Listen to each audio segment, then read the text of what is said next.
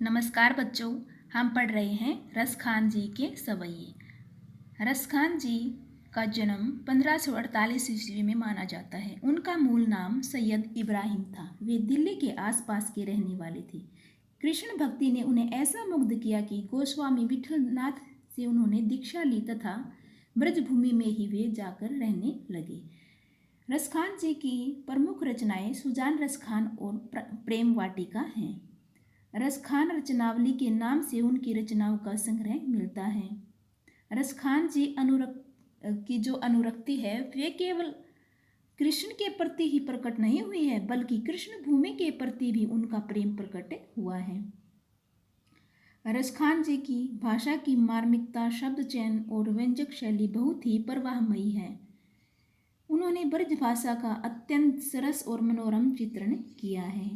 हम रसखान जी के 4 सवैये यहाँ पर पढ़ेंगे, जिनमें से पहले और दूसरे सवैये में कृष्ण और कृष्ण भूमि के प्रति उनका अनन्य प्रेम भाव अभिव्यक्त हुआ है। तीसरे छंद में कृष्ण के रूप सौंदर्य के प्रति गोपियों की उस मुग्धता का चित्रण है जिसमें वे स्वयं कृष्ण का रूप धारण कर लेना चाहते हैं। और चौथे छंद में कृष्ण की मुरली की धुन और उनकी मुस्कान के अचूक प्रभाव तथा गोपियों की व्यवस्था का वर्णन किया गया है। तो बच्चों, हम शुरू करते हैं प्रथम सवैये से। यहाँ पर रसखान जी अपनी गहन इच्छा प्रकट करते हुए कहते हैं कि मानुष हो तो वही रसखानी, यदि मैं अगले जन्म में मानुष मनुष्य बनूं तो बसों निवास करूं ब्रज गोकुल गांव के ग्वाल ब्रज क्षेत्र के गोकुल गांव के ग्वालों के बीच मेरा निवास स्थान हो। रसखान जी इच्छा करते हैं कि यदि मैं अगले जन्म में मनुष्य बनूं तो मेरी बस यही इच्छा है कि मैं ब्रज क्षेत्र के गोकुल गांव के ग्वालों के बीच में निवास करूं। जो पशु हो तो कहा बस मेरो, यदि मैं अगले जन्म में पशु बनूं तो बस कहा मेरो। मैं बस इतना ही कहना चाहता हूँ, अर्थात बस यही इच्छा रखता हूँ कि चरता रहूँ नित हर रोज नंद बाबा की धेनु गायों के मझारन मध्य में। रसखान जी कहते हैं कि यदि मैं अगले जन्म में पशु बन जाऊँ तो मैं बस इतना ही चाहता हूँ कि हर रोज नंद बाबा की गायों के बीच में चरता रहूँ। पाहन हो तो वही गिरी को जो क्यों हरिछत्र पुरंदर धारण। रसखान जी कहते हैं कि पाहन पत्थर, गिरी पर्वत, हरिछत्र श्री कृष्ण जी ने छत्र के रूप में जिसको धारण किया था, पुरंदर इंद्र जी, इंद्र भगवान।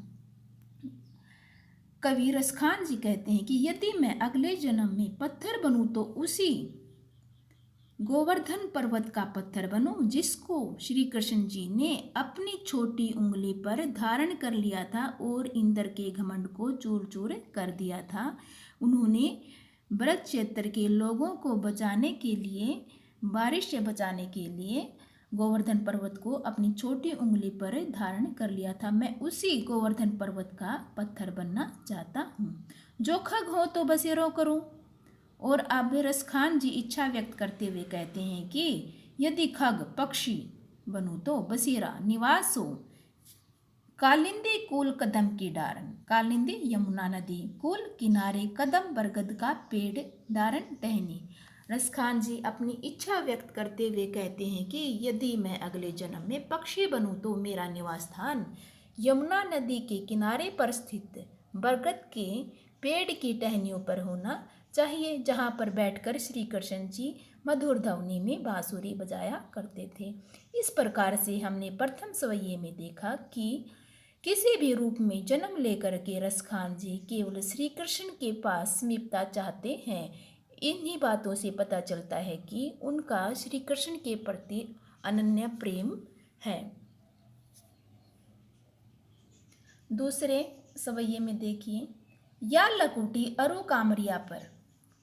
रसखान जी श्री कृष्ण भक्त कवि हैं तथा श्री कृष्ण और उनके से जुड़ी प्रत्येक वस्तु से बहुत अधिक प्रेम करते हैं। अब रसखान जी देखिए क्या कहते हैं। या लकुटी, लकुटी लाठी, अरु और कामरिया कंबल पर। रसखान जी कहते हैं कि इस लाठी और इस कंबल पर, जो श्री कृष्ण जी लाठी रखते हैं और जो कंबल श्री कृष्ण जी ओढ़ते हैं, उनके ऊपर राजती हूँ पुर को तजी डारूं, मैं तीनों लोगों का राज्य भी छोड़ने के लिए तैयार हूँ। रसखान जी कहते हैं कि मुझे श्री कृष्ण जी से इतना अधिक प्रेम है कि मैं उनकी लाठी जिससे वे गायों को चराते हैं और जिस कंबल को वे हमेशा ओढ़े रहते हैं, इन चीज़ों को पाने के लिए मैं तो तीनों लोगों के राज्य को छोड़ने के लिए तैयार हूँ। आठों सीधी, 8 सीधियाँ होती हैं: अणिमा, महिमा, गरिमा, लघिमा, प्राप्ति, प्राकाम्य, ईशितव, वशितव। ये 8 अलौकिक शक्तियाँ होती हैं। नवोनिधि और 9 निधियाँ होती हैं: पद्य, महापद्य, शंख, मकर, कच्छप, मुकुंद, कुंद, नील और खर्व। ये कुबेर जी की 9 निधियाँ कहलाती हैं। अब रसखान जी कहते हैं कि 8 सीधी नवोनिधि, मैं 8 सीधियों तथा 9 निधियों के खजाने के सुख को नंद की गाय चराई विसारो। नंद बाबा की गायों को चराने का जो सुख है, उस सुख को पाने के लिए मैं 8 सीधियों तथा 9 निधियों के सुख को भी छोड़ने के लिए तैयार हूँ। रसखान जी इच्छा व्यक्त करते हैं कि मैं तो श्री कृष्ण जी के साथ जो गाय हैं उनको चराने का आनंद लेना चाहता हूँ, मुझे 8 सीधियों और 9 निधियों का खजाना जो है वो नहीं चाहिए। इस प्रकार से हम देखते हैं कि रसखान जी का श्री कृष्ण के प्रति बहुत अधिक प्रेम है। रसखान कबो इन आखिन सो ब्रज के बन बाग तड़ाग निहारो। रसखान जी कहते हैं कि मेरी ये आंखें तो हमेशा ही ब्रज क्षेत्र के बाग बगीचे तथा तालाबों को निहारना चाहती हैं। मेरी आंखें तो हमेशा ही चाहती हैं कि मैं ब्रज क्षेत्र के बाग बगीचे तथा तालाबों को निहारता रहूं, क्योंकि उनको श्री कृष्ण से जुड़े वन, बाग, बगीचे, तालाबों से बहुत अधिक लगाव है। कोटिक एकल धोत के धाम, क्रील के कुंजन ऊपर वारूं। कोटिक करोड़ों कलधोत सोने के धाम, महल, क्रील, कांटेदार कुंजन, वन, ऊपर वारों न्यौछावर करने को तैयार हूँ। रसखान जी कहते हैं कि मैं तो ब्रज क्षेत्र में उगने वाली जो कांटेदार झाड़ियां हैं उसके ऊपर करोड़ों सोने के महल भी वारने के लिए, त्यागने के लिए तैयार हूँ। ब्रज क्षेत्र में उगने वाली जो कांटेदार झाड़ियां हैं वे भी रसखान जी को बहुत अच्छी लगती हैं। उन कांटेदार झाड़ियों के लिए भी वे करोड़ों सोने के महल भी छोड़ने के लिए तैयार हैं। इस प्रकार से हमने देखा कि रसखान जी को श्री कृष्ण जी से जुड़ी हुई सारी चीज़ों से, सभी वस्तुओं से बहुत अधिक प्रेम है। वे उन्हें पाने के लिए सभी सुखों का त्याग करने के लिए तैयार हो जाते हैं। तीसरे सवये में देखिए, जो गोपिका है वह क्या इच्छा व्यक्त करती है, वह श्री कृष्ण जी के लिए क्या क्या रूप धारण करने के लिए तैयार हो जाती है, और उसको श्री कृष्ण जी का कौन सा जो रूप धारण करना है वो अच्छा नहीं लगता, और क्यों नहीं लगता। मोर पखा सिर ऊपर राखी हूँ। एक गोपिका अपनी सखी से कहती है कि हे सखी, मैं श्री कृष्ण जी जिस मोर पंख को अपने सिर के ऊपर रखते हैं, धारण करते हैं, जिस मोर पंख के मुकुट को, उस मुकुट को मैं अपने सिर के ऊपर धारण करने के लिए तैयार हूँ। गुंज की माल करें पहिरूंगी, और मैं श्री कृष्ण जी जिस गुंज की माला को अपने गले में पहनते हैं उस माला को भी अपने गले में पहनने के लिए तैयार हूँ। अर्थात गोपिका के कहने का भाव यह है कि श्री कृष्ण जी जिस भी मुकुट को और जिस माला को पहनते हैं उनको गोपिका धारण करने के लिए तैयार है, क्योंकि ये गोपिका को बहुत अधिक प्रिय लगते हैं। ओढ़े पीतंबर ले लकुटी बन गोधन गवारनी संग फिरूंगी। गोपिका कहती है कि मैं ओढ़ी पीतंबर, पीले कपड़े ओढ़ करके, जो पीले कपड़े श्री कृष्ण जी पहनते हैं, मैं उनको भी पहनने के लिए तैयार हूँ। जो कपड़े श्री कृष्ण जी पीले रंग के कपड़े धारण करते हैं, मैं उन वस्त्रों को भी धारण करने के लिए तैयार हूँ। ले लकुटी, और हाथ में लाठी लेकर के, गोधन रूपी गायों की ग्वालिन बन करके उनके साथ फिरने के लिए तैयार हूँ, अर्थात मैं श्री कृष्ण के कपड़े पहन करके हाथ में लाठी लेकर के गायों के साथ उन्हें चराने के लिए भी तैयार हूँ, गायों के साथ फिरती रहूँगी। भाव तो वो ही मेरो रस खानी। अब गोपिका कहती है कि भाव तो वो ही कि वो रस की खान श्री कृष्ण जी। यहाँ रस खानी श्री कृष्ण जी के लिए आया है, क्योंकि वो रस की खान है, प्रेम का खजाना है। ये जो रस खानी है, ये रस खान जी कवि के लिए नहीं आया है। भाव तो वो ही मेरो रस खानी। गोपिका कहती है कि मुझे तो रस की खान मेरे श्री कृष्ण जी बहुत अधिक प्रिय लगते हैं। सो तेरे कहे मैं कसम खा करके कहती हूँ, सब स्वांग करूंगी, मैं उनके लिए कोई भी रूप धारण करने के लिए तैयार हूँ। गोपिका कहती है कि मुझे तो मेरे रस की खान श्री कृष्ण जी बहुत अधिक प्रिय हैं, उनके लिए तो मैं कोई भी रूप धारण करने के लिए तैयार हूँ। या मुरली, लेकिन ये जो मुरली है मुरलीधर की, श्री कृष्ण जी की अधरान धरी जो उनके निचले होठ के ऊपर धरी रहती है, लगी रहती है, अधरान न धरूंगी, अपने होठ के ऊपर नहीं धारण करूंगी। गोपिका कहती है कि मैं सारे रूप धारण करने के लिए तैयार हूँ, लेकिन जो मुरली जो बांसुरी हमेशा श्री कृष्ण जी के होठों पर लगी रहती है, उसको मैं अपने होठों पर लगाने के लिए तैयार नहीं हूँ। क्योंकि गोपिका कहती है कि यह बांसुरी मुझे ऐसा लगता है कि मेरी सोत है। जब भी श्री कृष्ण जी इस बांसुरी को अपने होठों पर लगाते हैं, तब वे हम गोपियों को भूल जाते हैं। इसलिए मुझे यह बांसुरी बिल्कुल भी पसंद नहीं है।